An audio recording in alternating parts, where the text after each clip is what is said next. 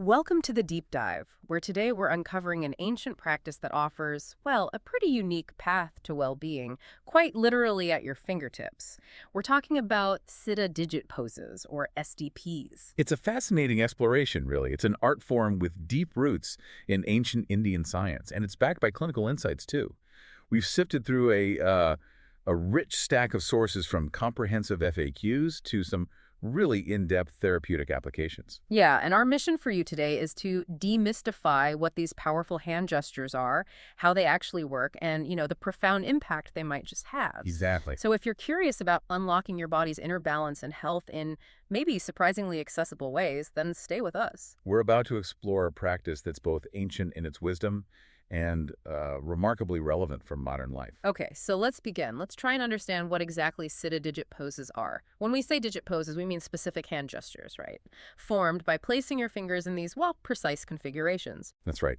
And our sources describe these as a sophisticated method. Yeah. It's about influencing the five fundamental elements, the Panchaputas, as they're known in Siddha philosophy, within our own bodies. And those are earth, water, fire, air, and space. The building blocks, essentially. Precisely. The building blocks of our physical and energetic makeup. And what's truly foundational here, the key principle, is balance. FTPs don't just do something randomly. They actively restore equilibrium. How do they do that? Well, they work by either, say, increasing an element when there's not enough of it or decreasing it when there's a surplus. Or sometimes just harmonizing them when they're, out of proportion for your specific situation, place, season, time of day. So it's very targeted. Extremely targeted. And this approach is crucial because, as our sources really emphasize with the phrase "megunam curinum noiseum," both a deficiency and a surplus of any element can lead to disease. It's all about achieving and maintaining that perfect equilibrium. Okay, like too much fire could be inflammation, maybe? Exactly. Or too little might mean, say, a sluggish metabolism. It's finding that balance. Now, given their ancient origins and, these specific gestures, a question naturally comes up. Are these religious practices or rituals? Right, and the sources are very clear on this. No, they're not religious dogma. They're described as a tantric art form. Okay, tantric art form. Can you unpack that a little? What does that mean here, if not religious? Sure. So in the Siddha context, tantric art form refers to practices focusing on manipulating and channeling subtle energies within the body. The goal is self-mastery, expanding consciousness. It's not about worship, It's internal transformation. I see. You actually see variations of these hand gestures, sometimes people call them mudras, in cultural dances, in traditional rituals like yagnas, even during chanting. Oh, interesting. Yeah, and historically, if you look at ancient traditions, Hinduism, Buddhism, even Greek culture, you see sculptures of deities and sages holding similar hand gestures. Right. But the symbolism isn't meant as a religious command. It's more like these practices are profound gifts, blessings of knowledge passed down for everyone's benefit, transcending any single belief system. It's about tapping into universal energies that are just there. That gives it a much richer context. Okay, so now many people listening might immediately think of yoga, right? Especially with hand gestures and ancient practices. Happens all the time. But our sources really point out some key differences, things that make SDPs unique and maybe even more accessible in some ways. Indeed. It's a common comparison, but the distinctions are really vital.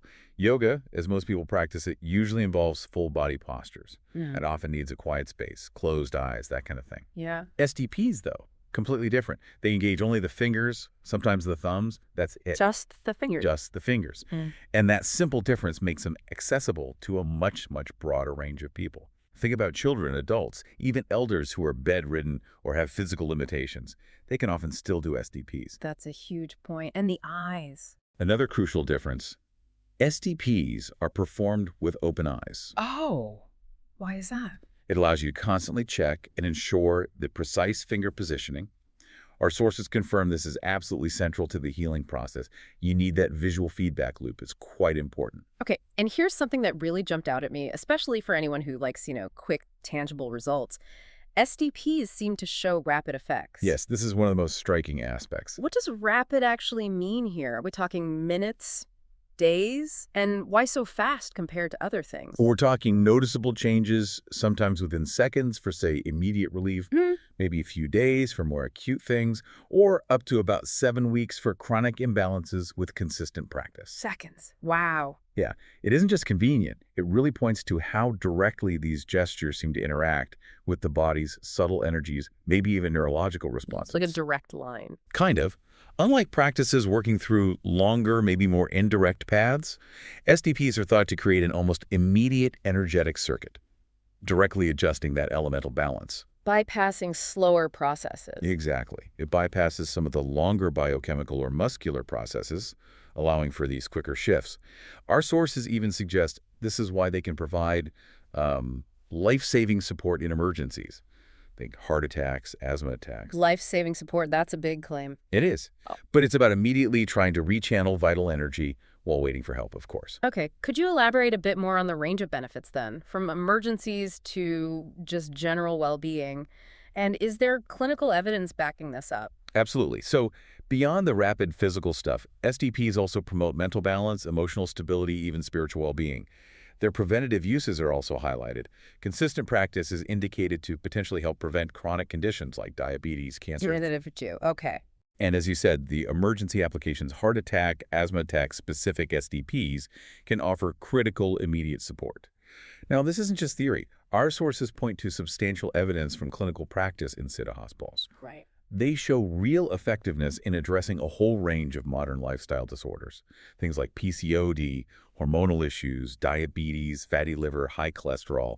They've even been shown to help strengthen immunity, which was relevant during the recent pandemic. That suggests a really powerful influence on the body's own regulation. Exactly, a direct influence on self-regulatory mechanisms. Now, what really seems to set SDPs apart beyond these applications is their origin and how they're integrated into a whole system of health. These aren't just, old wives' tales. Not at all. Our sources stress this solid foundation in India's Siddha science and philosophy, and the fact that clinical practice in modern Siddha hospitals with medical and research teams actively validates the principles. That integration is absolutely key. And one of the really profound insights from Siddha philosophy is this understanding that the mind is often the root cause of many diseases. The mind as the root cause. Yes. So SDPs, unlike maybe some traditional mudras, which might be more symbolic or about general energy flow, they specifically integrate clinical practice, therapeutic application, and research. The aim isn't just physical healing. It's broader. Much broader. It's aiming for a holistic upliftment across all dimensions of life.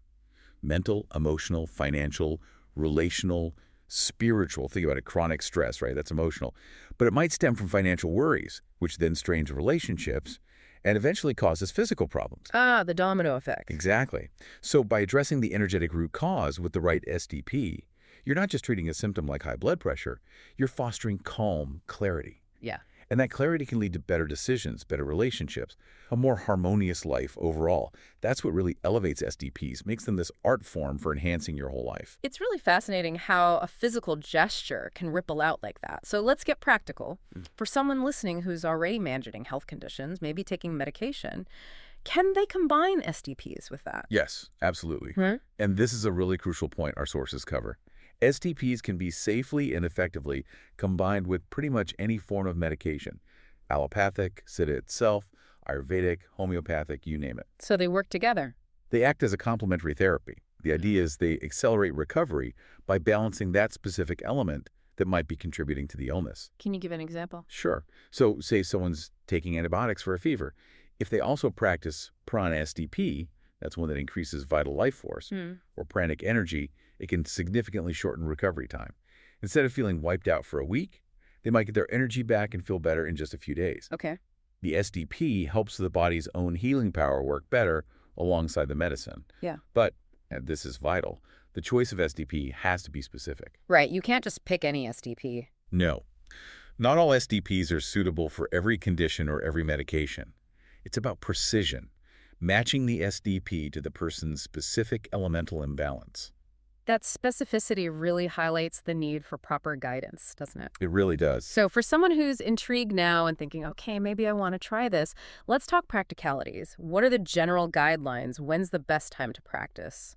Okay.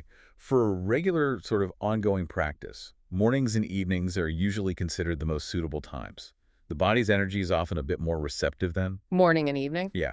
And consistency and timing is also pretty important. If you decide, say, 6 a.m. works for you, try to stick to that time each day for the duration you're doing it. That consistency helps build the effect. But emergencies are different. Oh, absolutely. In emergencies, forget the schedule. SDPs can and should be done anytime immediate relief is needed. Okay. And what about food? Practice on an empty stomach. Ideally, yes. Most effective on an empty stomach. The thinking is it allows your body's energetic focus to be on the pose, not on digestion. Makes sense. If you just had liquid, maybe wait 30 minutes. If it was a solid meal, then more like 1.5 to 2 hours is recommended. But again, that's for regular practice. Emergencies override that. Got it. And how long do you hold each pose? You mentioned effects can be quick, but does it vary? It varies significantly, yeah. Depends heavily on the person, their body constitution, like their dominant element, and the specific reason they're doing the SDP. So like if someone's very airy, a Vata type. Exactly. Someone with a Vata constitution often lead to restlessness. Maybe anxiety might need to do an air-reducing SDP for longer to bring that excess air element back into balance. And how long are we talking? Well, effects can sometimes be felt super quickly, like in 5 minutes, for immediate relief. But for deeper issues, it might take 20 minutes, maybe longer. Emergencies, you might practice for up to 40 minutes to really maximize the impact. Wow, 40 minutes. And even specific SDPs have different norms. Like Akash SDP for the space element and clarity might only need 5 to 10 minutes. Others need more sustained time. Your body's response is really the best guide. That makes a lot of sense. It's very personalized. So it sounds like it's about precision, understanding the root imbalance, not just throwing everything at the wall. Exactly. Which brings me to combining SDPs. You mentioned targeting the root cause. Does that mean doing lots of different SDPs at once is a bad idea? That's precisely what the sources warn against. It's generally unnecessary and often not advisable to practice more than maybe 3 or 4 different SDPs per day.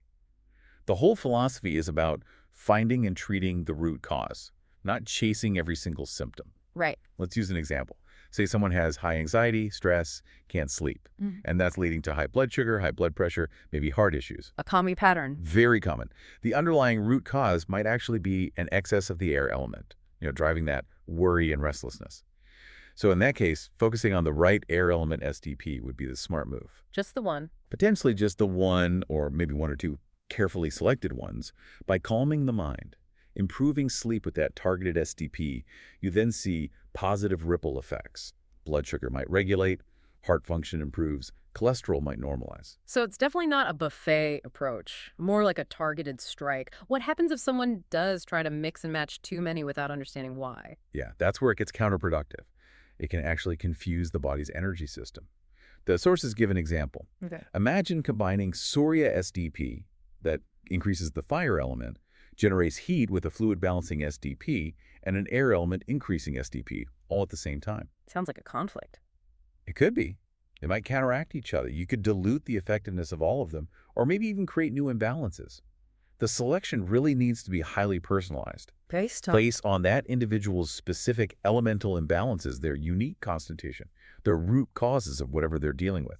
And this is why, honestly, given the complexity and the need for that precision, You need help. the sources strongly recommend working with an experienced SDP coach.